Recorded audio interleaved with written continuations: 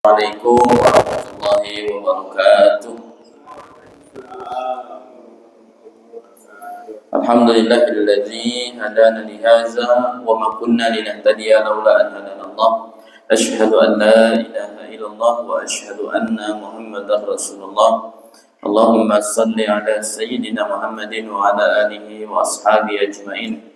Rabbi shrah li sadri wa yassir li amri wahlul 'uqdatam min lisani yafqahu qawli. فقال الله تعالى في كتابه الكريم أعوذ بالله من الشيطان الرجيم بسم الله الرحمن الرحيم يا أيها الذين آمنوا اتقوا الله حق تقاته ولا تموتن إلا وأنتم مسلمون وقال الرسول صلى الله عليه وسلم خير الناس أنفعهم للناس صدق الله العظيم وصدق رسول الكريم yang sama-sama kita muliakan, kita hormati pimpinan Rumah Quran Al-Latif, Bapak-bapak, saudara, jamaah sekalian yang senantiasa dimuliakan Allah Subhanahu wa taala. Mari kita buka majelis ini dengan sama-sama memanjatkan puji dan syukur kita kepada Allah Subhanahu wa taala karena berkat karunia nikmatnya, ridhonya, rahmatnya kita bisa kembali bertemu, bersilaturahim dan duduk bersama di ngopi di kantin Al-Latif Seribuan, ngobrol perkara iman di kajian rutin Al-Latif setiap Selasa malam Rabu. Mudah-mudahan kita selalu diberikan kesehatan, diberikan kelancaran dalam melaksanakan aktivitas kita oleh Allah Subhanahu wa taala. Selanjutnya salawat serta salam semoga tercurahkan kepada junjungan kita baginda Nabi besar Muhammad sallallahu alaihi wasallam beserta keluarga, sahabat dan umat beliau hingga akhir zaman dengan ucapan Allahumma shalli ala sayyidina Muhammad wa ala ali sayyidina Muhammad. Selanjutnya kita doakan teman-teman kita, saudara kita yang berhalangan hadir malam hari ini, kalau dalam keadaan sakit semoga Allah angkat penyakitnya. Kalau dalam keadaan pekerjaan dalam sebuah urusan, semoga Allah mudahkan pekerjaan dan urusannya. Jemaah sekalian yang rahmati Allah, malam ini kita akan membicarakan tema yang cukup menyentuh hati, ya, cukup menggetarkan jiwa kita, insyaallah, menjadi orang yang ditunggu kehadirannya dan ketika dia pergi dirindukan kepergiannya. Nah, kalimat ini adalah kalimat sederhana tetapi maknanya begitu dalam sekali. Kenapa? Karena di dalam kehidupan ini hanya ada dua kemungkinan. Pertama, kehadiran kita membawa kebaikan, atau yang kedua, kehadiran kita justru membawa masalah. Nah, pertanyaannya, kita masuk di yang mana? Nah, itu adalah tergantung kita masing-masing, ya. Nah, jemaah yang dimuliakan Allah, ada orang yang ketika dia datang ke rumah tetangganya, dia disambut dengan senyuman, dipersilahkan duduk, dikasih teh, dikasih kopi, ya kan? Bahkan dikasih gorengan, dipersilahkan lagi untuk makan gitu. Nah, kenapa demikian? Karena barangkali dia ini orang yang baik, ya kan? Dia ini sering membantu dan sering mendoakan, ya kan? Tapi ada juga orang yang baru nampak kepalanya di ujung jalan tuh, yang punya rumah langsung bisik ke orang rumahnya kan, ke istrinya, cepat tutup pintu gitu. Atau bilang beda ada orang di rumah gitu, ya kan. Nah, kenapa? Karena kalau datang barangkali macam-macam, bisa minjem duit, pinjam 100, atau kalau enggak tuh bawa gosip, ya kan, bawa apa namanya, ya pasti bikin repot gitu ya. Artinya kehadiran itu memang tidak disenangi gitu ya. Nah, coba kita jujur kepada diri kita masing-masing. Kita ini kalau datang orang senang atau malah sembunyi orangnya. Tapi insya Allah yakin saya kita kalau orang datang insya Allah kalau kita datang ke orang senang. Nah, ada di sebuah kampung. Ya. Di sebuah kampung ada seorang bapak-bapak yang sudah tua, hidupnya sederhana, dia tidak kaya, bahkan rumahnya pun kecil, tapi beliau itu tiap pagi rajin nyapu jalan, rajin bersihkan masjid, rajin nolong orang yang kesusahan. Kalau ada orang minta bantu, dia mau bantu, ringan tangan. Ya. Artinya mudah membantu orang, bukan ringan tangan. Nampak orang bukan, tapi mudah membantu orang. Ya. Nah, ketika bapak itu wafat, subhanallah, orang kampung itu banyak yang nangis, banyak yang nangis. Anak kecil nangis, ibu-ibu nangis, bapak-bapak nangis. Jadi semuanya merasa kehilangan. Padahal si bapak ini bukan pejabat, bukan juga orang kaya. Tapi kenapa? Keberadaannya ada kebermanfaatan. Bandingkan dengan orang kaya raya, dia duitnya banyak, hartanya banyak, mobilnya mewah, ya kan? Halaman rumahnya luas, pejabat tinggi. Ketika dia meninggal, orang malah bisik-bisik, alhamdulillah akhirnya meninggal juga, alhamdulillah akhirnya mati juga. Ya. Kenapa? Karena si orang kaya ini dia tak bersosialisasi dengan tetangganya, dia sombong. Kenapa? Kan dia merasa banyak duit tadi, ya kan? Dengan tetangganya jarang ngobrol, ya kan? Akhirnya apa? Ya, disenang ketika ada Yasin yang tidak pernah ikut, gitu ya. Orang mana? Akhirnya mati juga dia. Nauzubillah, jangan sampai kita termasuk yang demikian jamaah sekalian ya. Nah, bayangkan ketika Rasulullah SAW beliau wafat, Rasulullah SAW meninggal kan, sampai Umar bin Khattab itu tidak terima, ya, tidak terima Umar ketika Rasulullah meninggal itu, sampai Umar itu mengeluarkan pedangnya, menghunus pedangnya untuk apa? Beliau berkata gini, siapa yang bilang Muhammad itu meninggal, wafat, akan aku penggal kepalanya. Nah, saking begitunya ketika Rasulullah meninggal itu, beliau tak terima. Ya.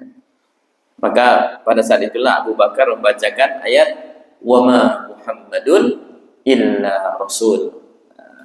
Abu Bakar mengatakan dan naik mimbar berkata, barang siapa yang menyembah Muhammad, ketahuilah Muhammad telah wafat. Barang siapa yang menyembah Allah, maka Allah hidup dan tidak mati. Nah, ini apa maknanya ini? Artinya Rasulullah itu begitu dirindukan, ya, begitu sangat dicintai oleh Umar bin Khattab, sampai-sampai beliau tidak terima gitu ya. Nah, sampai ketika Abu Bakar mengingatkan, baru beliau sadar, ya kan? Membacakan ayat wa ma Muhammadun illa rasul. Tidaklah Muhammad itu adalah seorang rasul, sama seperti manusia. Ya. Kenapa Rasulullah begitu dicintai, begitu dirindukan? Karena beliau membawa cahaya, membawa kebermanfaatan luar biasa. Tapi Abu Bakar mengingatkan, jangan berhenti pada manusia, teruslah berpegang pada agama Allah. Nah, kalau kita wafat mungkin orang akan nangis juga. Ya, tapi jangan sampai nangisnya bukan karena kehilangan, tapi nangis karena hutangnya belum dibayar. Waduh, meninggal belum bayar hutangnya. Nah, ya kan? Makanya Rasulullah mengatakan, khairun nas anfa'uhum linnas. Sebaik-baik manusia itu adalah yang paling bermanfaat bagi orang lain, bagi manusia lainnya. Nah, hadis ini sangat singkat, tetapi maknanya sangat luas. Nabi tidak mengatakan sebaik manusia adalah orang yang paling kaya, sebaik manusia adalah orang yang tinggi jabatannya. Ya, Nabi juga tidak mengatakan yang paling kuat itu yang paling pintar, yang paling terkenal. Tapi beliau menyebutkan adalah yang paling bermanfaat bagi manusia lainnya. Itulah yang sebaik-baik manusia. Artinya ternyata kemuliaan seseorang itu tidak diukur dari apa yang ia miliki, apa yang ia punyai, apa yang ia kuasai. Tidak diukur dari itu, tapi diukur dari seberapa besar keberadaannya, kebermanfaatannya, membawa kebaikan bagi orang lain. Ya. Jadi itulah kemuliaan seorang itu diukur seberapa besar keberadaannya, membawa maslahat, membawa kebaikan bagi manusia lainnya. Maka Rasulullah mengatakan khairun nas anfa'uhum linnas. Maka satu ketika, jamaskan rahmati Allah Subhanahu wa taala, ya, sepeninggal Rasulullah SAW, ketika beliau meninggal, satu ketika itu Abu Hurairah radhiyallahu an, beliau beriktikaf di Masjid Nabawi. Ketika beliau iktikaf, lalu dia melihat ada seorang laki-laki di pojok Masjid Nabawi itu, dia tertarik melihatnya. Ya, ada seorang laki-laki yang sedang duduk bersedih di pojok masjid itu. Lalu Abu Hurairah radhiyallahu an, beliau mendekati si laki-laki ini dan bertanya apa gerangan, apa yang membuat dia laki-laki ini menangis bersedih. Ya. Nah, setelah mengetahui masalah yang menimpa orang tersebut, lalu Abu Hurairah radhiyallahu an, beliau segera menawarkan bantuan kepada laki-laki ini. Apa kata Abu Hurairah? Wahai saudaraku, mari kita keluar dari masjid ini. Aku akan memenuhi keperluanmu. Aku akan mencukupkan kebutuhanmu, kata Abu Hurairah.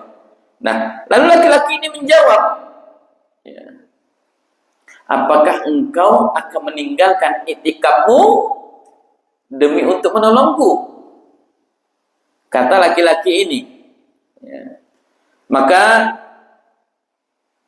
Abu Hurairah menjawab, ya, sesungguhnya aku pernah mendengar Rasulullah bersabda, kata Abu Hurairah, sungguh berjalannya seorang di antara kamu untuk memenuhi kebutuhan saudaranya lebih baginya, lebih utama baginya daripada iktikaf di masjidku ini selama sebulan penuh. Masya Allah, tabarakallah.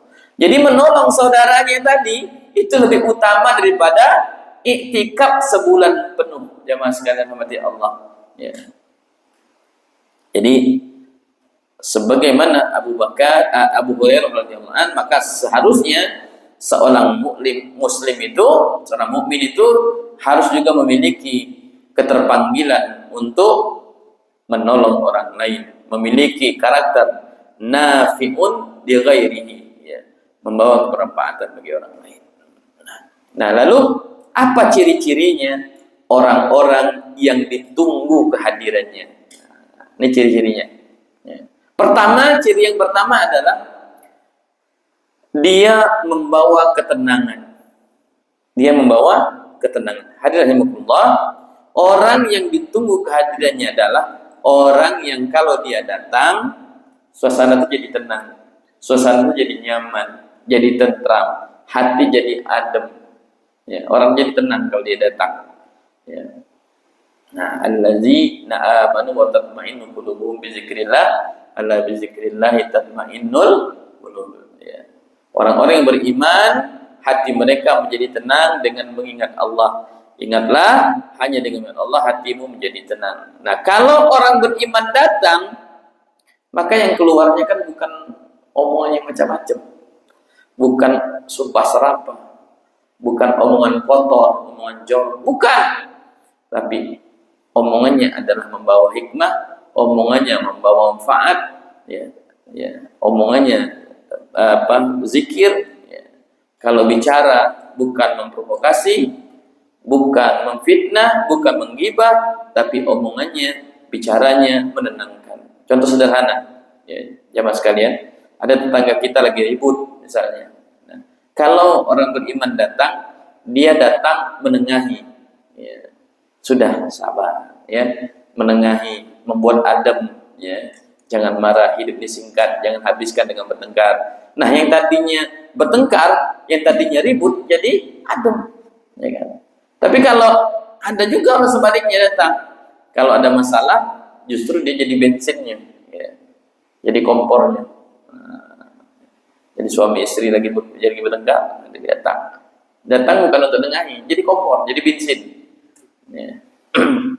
Jadi orang baru mulai ribut, nah dia mesti, ya tuh benar lawan.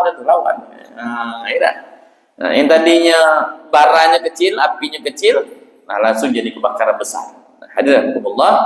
Jadi kalau kita hadir malah bikin orang panas, suasana tidak baik, berarti kita belum jadi orang yang ditunggu. Malah orang akan menghindar dari kita. Nah itu yang pertama.